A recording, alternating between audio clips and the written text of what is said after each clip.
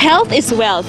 Ang kalusugan ay talagang kayamanan. Pero sabi ng mga eksperto, hindi tayo magkakaroon ng malusog na pangangatawan kung hindi malinis ang ating dugo. At hindi tayo magkakaroon ng malinis na dugo kung hindi malinis ang ating bituka. Bakit nga ba importante ang pagkakaroon ng malinis na bituka para tayo ay maging malusog? Yan ang pag-uusapan natin ngayong umaga kasama si Sir Victor Lim, ang CEO ng Spectrum Natural, isang cancer research and health advocate. Good morning, sir. Good morning, Isa. At gayon din naman sa ating mga viewers. Sir, bakit po ba natin binibigyan ng emphasis ang pagkakaroon ng malinis na bituka para tayo ay maging malusog?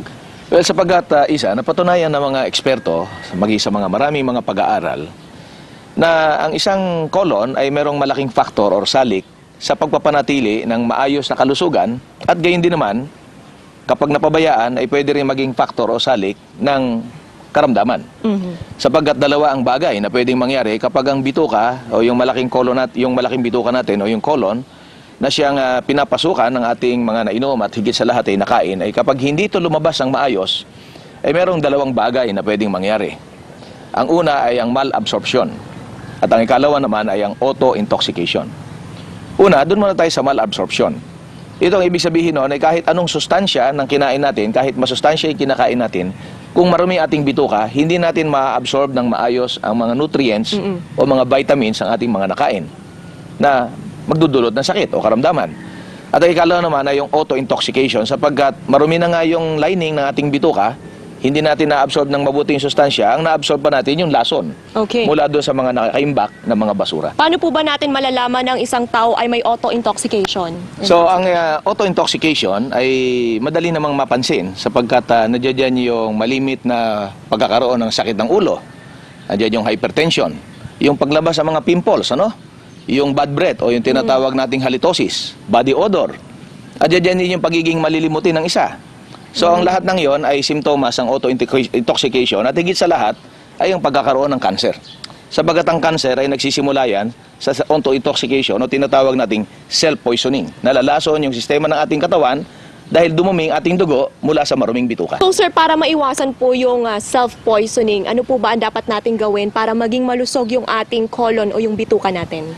Well, siyempre, clean lifestyle. Nandiyan yung kahalagahan ng pag-inom ng maraming tubig, exercise, pagkain ng gulay at prutas.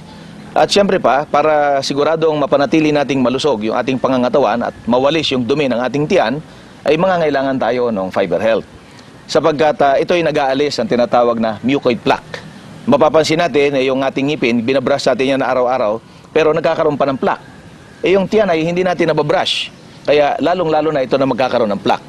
At ito ang ginagawa ng fiber health. Tanggalin yung mucoid plaque na lumalaso ng ating katawan. Ang fiber health po ba ay pwede po sa mga bata, sa mga nagpapasuso, o dun sa may mga drug maintenance? Yes, of course. Sapagkat ang fiber health ay walang contraindications.